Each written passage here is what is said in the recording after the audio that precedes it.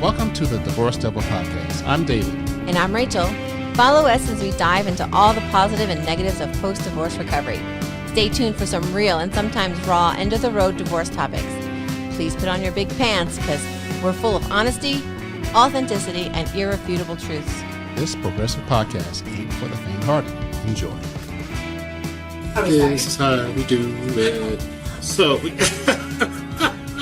good job. Welcome everybody out there to Divorce Devil episode 80. Today we're talking about something near and dear to our hearts. Top 10 fails of each of us with divorce recovery at first. At first. Okay. At first. So we're going to go with my co-host first. Okay. And go from there. So let's do it. Okay, so my first main downfall, which I probably shouldn't have done because I don't know if you guys watch hockey, but Avalanche played last night, won. Okay, great. The Tampa Bay coach came out and said that he's really sad for his players because they didn't see the extra men on the ice and all this stuff. Like, that's outside of the goal, the winning goal. It made me think that he literally did not know what to say because he was very emotional. And he didn't want to take it from the Avalanche, I don't believe.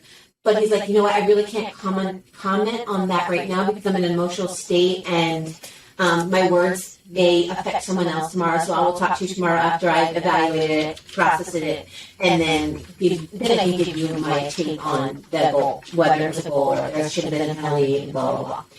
Mine correlates to that as I think I told my story too quickly in my heartbreak and anger and all that thing, all the stuff. So anything that happened, I'm spewing it out just so I don't have to carry it, and also so I didn't have to really deal with it. So just blurting out anything that my ex said. I mean, of course, it was probably to my village, maybe some people who, were not really, more of an acquaintance. And so sometimes that would come and bite me in the butt because once I became cordial with him, I didn't want people to judge him based on my right out of it, right in the midst of it.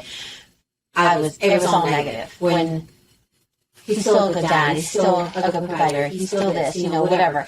And it doesn't really have to do with our divorce per se, but I gave too much of my story too quick, or too much of my inner dwellings and inner, life to people who didn't really matter and weren't really going to be there. Mm-hmm. And then when I, the people closest to me, when I started saying, hey, how come you've never, stuck up for me and, validated my reasoning for leaving, I lost friends. So I think I should have processed it more, but when you're hurt and you're, I literally left in, a matter of 12 hours. It was just found something out, I'm done. And we were living separated in the same house. But I think I should have processed, maybe said, hey, let me get my thoughts together.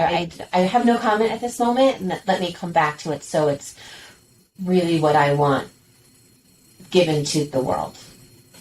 So that was one of my major downfalls, was saying too much too quick.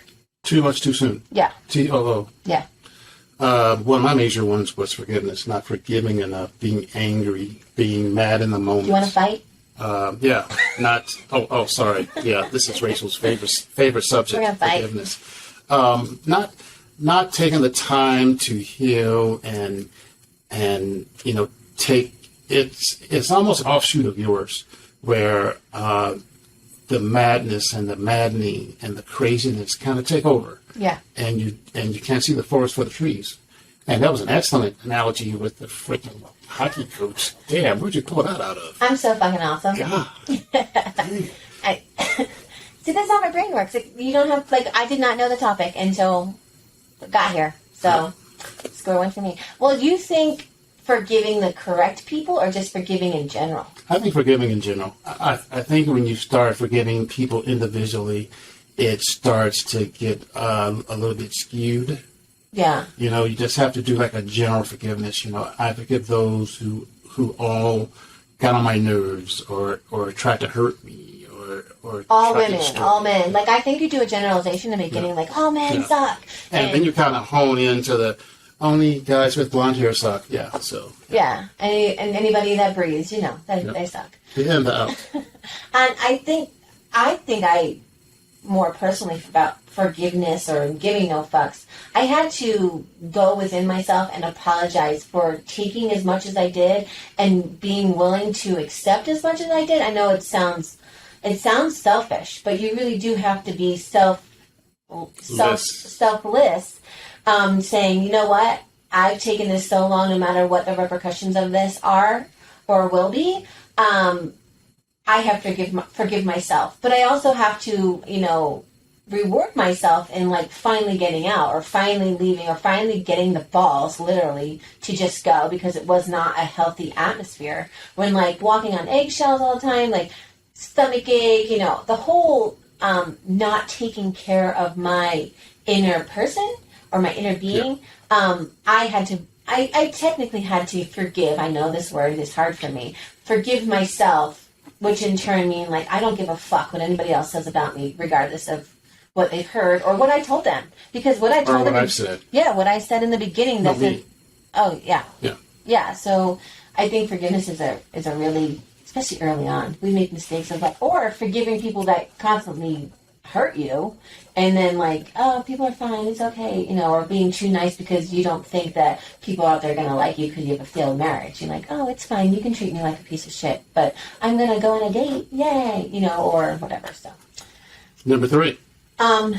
My number 3 is number 2 rather. Oh, my number 2, my shit. Ain't no holla back, girl. Ain't no holla back. Yeah. Early on, I think because I left so abruptly and I thought I had a plan, I think one of my biggest mistakes is financial. Not knowing or having a plan. Just in general, as an individual, I was married and shared bank account, but individually, like what did I have and what was my part and what did I deserve, or, what's going to be my responsibility. And still, to this fucking day, financial shit comes up every motherfucking day. So I think one of the big deals, if you haven't, pulled the plug, if you're in separation, know your financials. Like, figure out what you have to pay, what's your end of the bills, what's your end of the house, or whatever you have, and really look long and hard. Like you're gonna, life is gonna change, and your way of living is going to be different. It may not be different for a minute, but for a long time. But it's definitely for a minute. You're gonna be like, oh shit. Two incomes, one income. I'm splitting half my shit, but I don't want to give you all my shit because why do you deserve it? Because I paid for it. Or, there's a lot of financial things. Like going out to eat every night if you live in an apartment that doesn't have a kitchen. But, like mine was, I live in someone's house and, I still have to go grocery shopping and stuff. So, that was one thing that we did together or, we allotted for. And now I'm like, I guess I don't need to eat. So there was a lot of things financially that I think were a big mistake for me. Your number 2? My number 2, dating too soon. I knew you were going to go there. I love to date. It's, 1, 2, 3, count some more. I think that I dated too soon, but I wanted that companionship. So it was almost like an empty vessel. Yeah. Of sorts. But I'm kind of torn with that because I think dating kind of gives you a little bit of picking up. Yeah. But also dating sometimes is shallow pick me up. But guys, a pick me up, man, you feel like shit. You feel like crap. Yeah. So it's a shallow pick me up. Okay, you shouldn't do it. But if you do it, have fun. Well, and the other thing is, too, from each experience that you have dating, or, a cup of coffee, or tea, lunch, or whatever however you're dating, because some are, hey, I have this much time in the morning, we can meet up at 4, have a coffee, talk at Starbucks, and see if we actually like each other. And from each experience, I think you need to learn something. You got to take a little bit from that person, even whether or not you're going to be with them forever or another day or whatever, you have to almost like a checklist in your head going, okay, they have that quality, they have that, it's kind of rude to the waitress, or he's this, or, he's talks very narcissistically. And if you were in a situation where there was a narcissist, that's a red flag. It may not be a nice guy, but you're so hyper focused on someone liking you, especially early on dating, that you almost, I think what I did was I let people be themselves too much. Because I was like, you know what, this guy is kind of an asshole, but I don't want to be myself today. I can work with it. Yeah, I mean, how much of an asshole is an asshole? Or, how much of it was rude? If he sends his email back every single time he has to complain about anything, we're probably not going to get along, because I don't like my fit, and I don't know about you. But, so there's things that each person, each date can give you early on, but you really need to figure out what and who you need. And I can't hear myself. Do you hear what I hear? I don't hear what you hear. Said to the drummer boy, get your ass out, you stink. Feet are dirty. Bestiality's not a thing.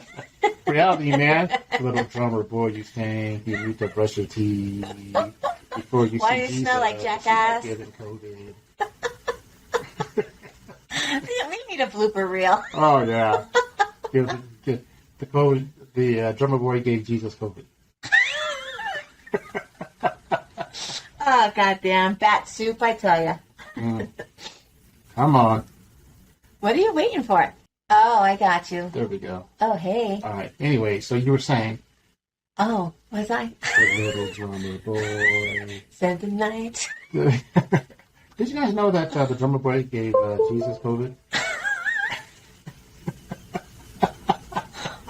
We need a blooper reel, people. When technology doesn't work. We were talking about dating, the end part of dating. Yeah, so, you have to go through the list of what you're going to accept and what you're not going to accept. And I think early on, you're willing to accept anything as long as someone likes you or wants to go on a date with you.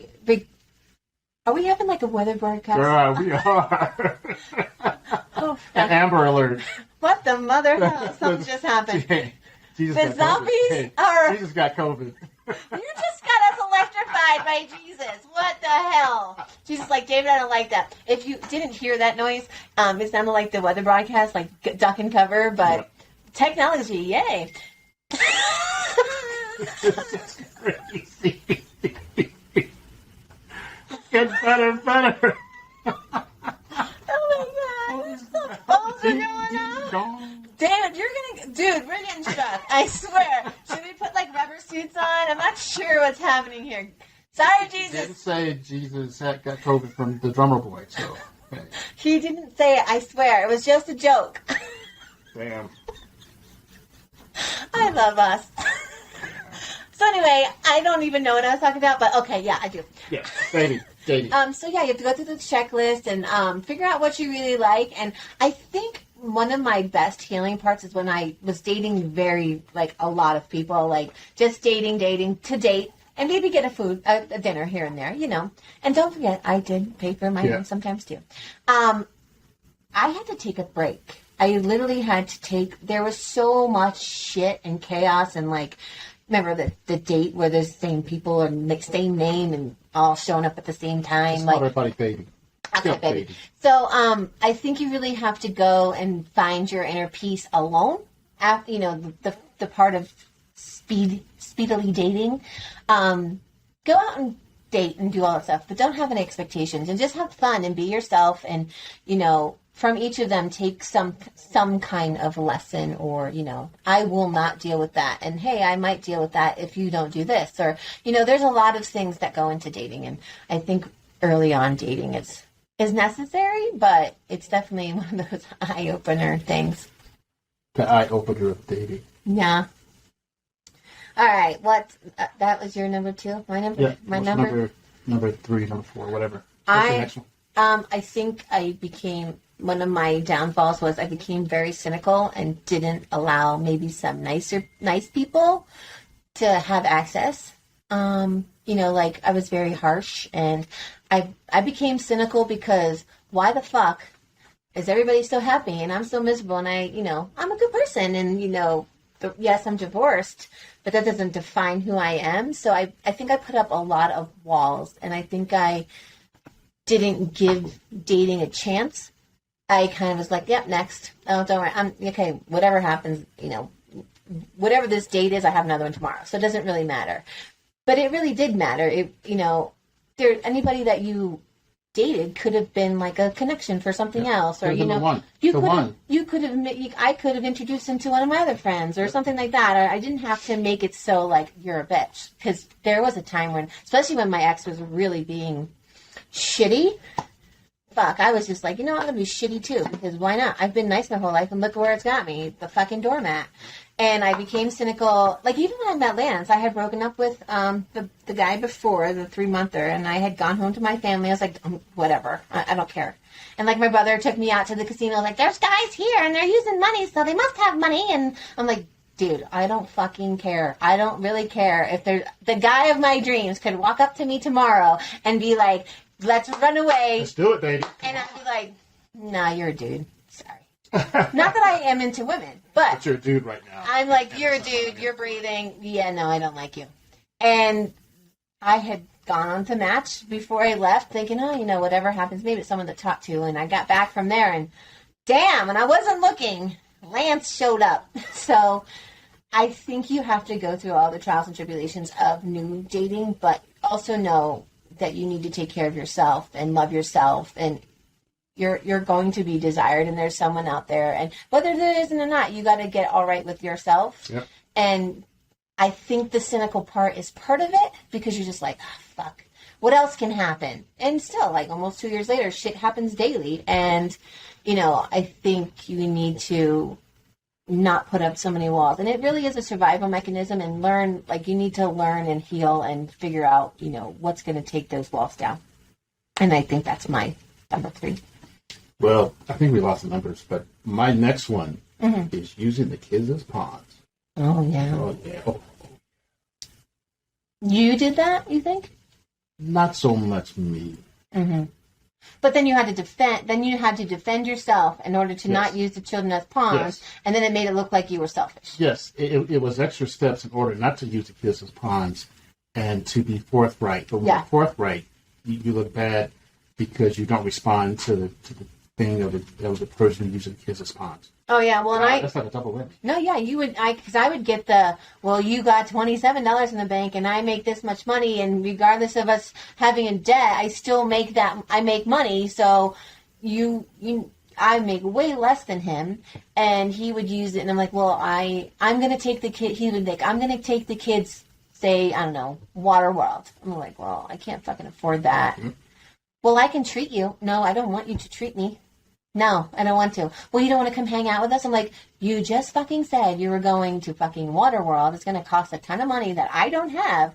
But now you're the good guy because you're taking them to Waterworld, but I'm the asshole because I don't want to spend time with my family. And it would get turned on me like that. Like, my kids, until recently were like, you left. So anything you say, doesn't matter, you left. And I was like, I think my daughter is definitely the one that sees how much better I am that I left. But still daily, like, my son's there for a week, we've switched for the summer for a week at a time, and I call him and text him, he's like, I'm going to da-da-da-da. And so my daughter's home from college, she's staying with her dad because she's working with her dad this summer, and then my son lives at the same space.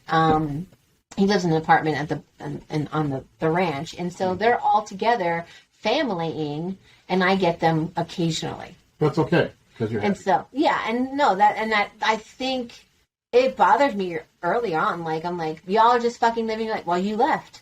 Okay, well, yeah, I did. And so that was a lot of guilt that I had. And I think that's another one. I mean, if you wanted to add it, like, guilting yourself. Guilting yourself crazy almost. Like, it's my fault. I did it. But yet, the reasons you left were not your fault. And staying in it. I think I've guilted myself more for staying as long as I did. And not finding happy, or trying to, like, say outwardly, like, hey, this is not working. What can we do? And I tried therapy. It was like, I don't want anybody else knowing my business. Okay, well, I'm going to go. Well, why do you got to go tell people our business? I'm like, well, if you're not there and can't hear it, does it really exist? Like, if you don't know what I'm saying to a therapist, then does it exist? Just, it's something neutral, because I was surrounded by his family, and anytime I said anything, I learned that very quickly, not to say anything about anybody at any point, because 2 degrees of my mother-in-law. Too late. Exactly. So it was really hard for me to not bottle that up and become cynical and become, that wall builder, because I needed to protect myself. And a lot of times it was protecting my kids too. So I think guilt was definitely not beating myself up, like learning how to not beat myself up, because I did that a lot. And it took a toll on my health and my mental health and my regular health. And, you know, I think guilt is definitely, I still deal with that. I think I still deal with that the most. Because I technically broke up a family, but I technically also did not want to deal with anybody else's shit anymore. All right, I got a big one. Oh, goodness, here we go. This is huge. Okay. Letting it That's go. what she said. Letting it go. Seriously. I'm being serious here, damn it. Letting it go. I'm saying That's what the teenagers say. Yeah. I'm trying to be young. And they don't know what the hell they're talking about. Yeah. That's what she said. And then you're like, wait. Jesus got COVID from a donkey. What the So yeah, I'm not sure you're supposed to say motherfucker in the same I sentence. didn't You say say Jesus. that. No, I did. Oh, okay. One of us is getting struck by lightning Back to the today. podcast. So we're talking about not letting go. That's one of the toughest things, I think. That's harder than forgiveness. Yeah. Letting it go. That doesn't matter. You have no control anymore. They have no control over you. You don't have the control over them. So that to me, okay, I think that's the verbiage that I need to use when I'm saying zero fucks given. Mm-hmm. Because if I let it go, it doesn't bother me anymore until I have to say it on the podcast, of course. Mm-hmm. But if I let it go, like yesterday was my sister's birthday, and she made some random post. Everybody kept sending it to me about her sister doesn't talk to her, and, you know, I still love her, and but making me the bad guy again, right? So, Did you you know, respond? no, I don't. I blocked her. So she's like, Lance has her, and then my daughter sent it to me, and then my niece like sent it. Did you respond to any of the people that sent it to you? No, Good. no. And I said to my niece, I'm like, you know, I wish your mom the most happiest birthdays for the rest of her life. I just choose not to be in a toxic relationship with my sibling who, you know, I feel like shit every time I'm done talking to her. Mm-hmm. It's never like, she didn't call me when I got divorced. She messaged my ex to tell me how disappointed she was that I left and how dare she because he's a good guy and da-da-da. And I'm like, then you fucking marry him. Like, what the hell? And not supportive at all. Yet her husband left with a mistress that he met when he had to go do business somewhere, like in Texas, and they're in Florida. So, like, she of all people should be like, hey, I don't know what's going on, but I support you. Well, yet she, like, threw me under the bus. But once again. So, yeah, I think I haven't talked to her in a long time, and I don't post anything that has anything to do with her, because my family and her family were friends, but I don't see her stuff because she's blocked. So I would never outwardly, like, call my sister out saying, well, she doesn't talk to me and I'm blocked on everything, so, like, I still love her. Well, no, that's passive-aggressive. That's really what I got away from, and I don't need to be belittled, and I let it go in my terms, give no fucks. I mean, I don't want anything to happen to her, but my life is so much less chaotic because she's not involved. So anybody out there who needs to get rid of somebody and give no fucks, we do support you in cutting them. Cutting cords, like Melissa said. Cords. Yes, Melissa. Shout out to Melissa. What a great podcast, yeah. Cutting cords. You know, put them in the mason jar on top of the shelf. Yeah. I mean, and you can, like, I was cleaning out things in, you know, we're redoing a room, and I was cleaning out some of my stuff. And it had pictures of my sister, pictures of my niece and nephew, my dad, my ex. So, like, there's just random pictures in there. And I got a little sad for a moment, but I got sad for what I thought my marriage was supposed to be. And then going, you know what? I look at me now. Look at where I've come. And, like, you know, both my parents are gone. So I'm like, my parents, even though my mom and I didn't have a great relationship, they would be proud of me making a big girl decision. Right. You know, like, look at me doing life, and, you know, there's setbacks and there's shit still, but, you know, especially with the partner I have now, it's like, what I need to do, what can I help you with, like, we'll get through it together. And, you know, I didn't know that life could be this amazing with a partner. So what I'm hearing you say, tell all the listeners and viewers out there that there is hope. There's hope, and I may forgive someday, but I like giving no fucks. Make all the mistakes. Make a ton of mistakes, because that's how you learn. Yeah, and you know, you're not going to come out of divorce like, hey, bam. Yeah.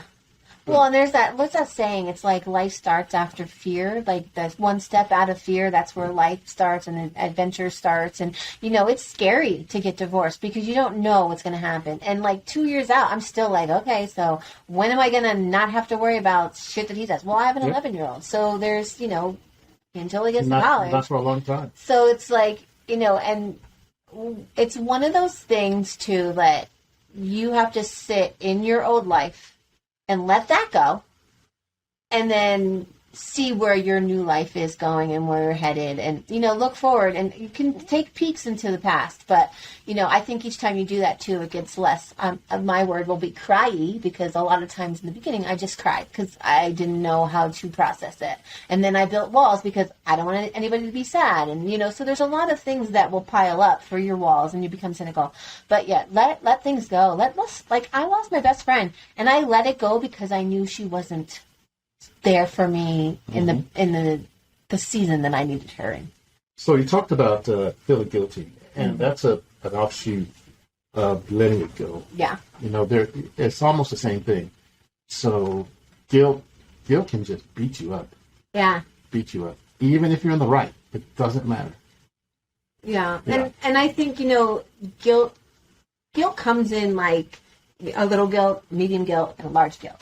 The large guilt, the large guilt would be, I left. I left a perfectly good home. Yes, there was fighting, and yes, we were both unhappy in sorts. But I didn't know how much until I actually left. And then the medium guilt is I left my children behind because I just had to get out. Now, my daughter was in college, and my son was, living on his own. And I have an 11-year-old. And my biggest guilt was that my son had to go to 2 different places. That was the big deal. Yeah, so that was a big, I broke up a family that wasn't really a family, but that's not my definition of a family anymore. So, or I'm not in that family. I mean, I was part of it, but I'm not, like, immersed in it. Mm-hmm. And then my little guilt was, I actually can smile again. And then, I'm going on a date with someone who actually likes me and wants to have a return visit. Like, let's go out again or do this. Or, someone's taking an actual interest in me even though I'm damaged goods. I think that was one of the words I said. No, you're experienced goods. Well, no, I feel like, like they say, how much baggage do you have? I was broken. I was a broken piece of baggage. And so, and then... and all the shit that came with it, like my ex would, figure out, I guess he had me tracked, figured out where I was, and then call the phone, and then any numbers that I had texted or messaged, he texted and be like, well, she still lives here. And I'm like, no, I don't. Just because he was so angry. Ridiculous. Yeah, so there's a lot of things like, that I had to let go, forgive, give no fucks. And, it really is a process. And so, I just hope that we can help you. So in closing, whatever you're going through. What's your most important one of all the myriad of things we just talked about? My most important, I don't want to say forgiveness because you might beat me up. My most important is important one is letting go quicker, letting it go. The quicker you let it go, the quicker you let it heal. The quicker it's less important to you, or you go crazy about it, the quicker you move on with your life. Yeah, I mean, I think each of them touches on, a big one, but I think my definitely is, not becoming cynical to, aid in your happiness. Because that might be an old lady thing, too. Yeah. I might be. I mean, it might be. That might be, that little old lady thing. Cynical. Yeah, I think a touch of everything that we talked about definitely comes into surface, but I think, cynical because because of the guilt, I've become cynical, and then I told my story too fast. So it was one of those, like, a little bit of each of them, but I think the biggest was, definitely not putting up walls and, trying to experience life after divorce without just pushing it to the side. Because the more you push it to the side, it's going to come back, tenfold. And then you have all that shit to deal with. And then, you have a nervous breakdown and the police have to come and the fireman has to come. And, there you go. And kind of cute. Couldn't really tell. I was kind of blacked out. Well, there you go, folks. David and Rachel's top 10, 12, 15. We don't even know. fails that we there's failed, 8 that we failed each, that you're probably going to fail. Yeah. But just accept it, correct it, and move on. And maybe not think of it as failure. Think of it as a lesson. You know, an experience. I've experienced. Say you experienced. You felt guilt. I've experienced it. Okay, now I know what it feels like. Yep. Now the next time you feel guilt, you're like, okay, I've felt this before. Let's see how I can, feel it less. And I think each time that you have it, it gets better. And, then sometimes it'll hit you 2 years later. You're like, wow, shit, I caused this. Everybody's upset, except for me, because I left. Okay, well, that's not on me. That's on them. Or, see your part in it. And, I think embrace it. Embrace your lessons. And, we can learn something from everything you've done. All right, everybody. And forgive yourself. Technical difficulties, but we got through it. I mean, we had fun. Jesus is not happy about the donkey COVID thing, but technically, not the donkey, the little drummer boy. Did you say? I said donkey.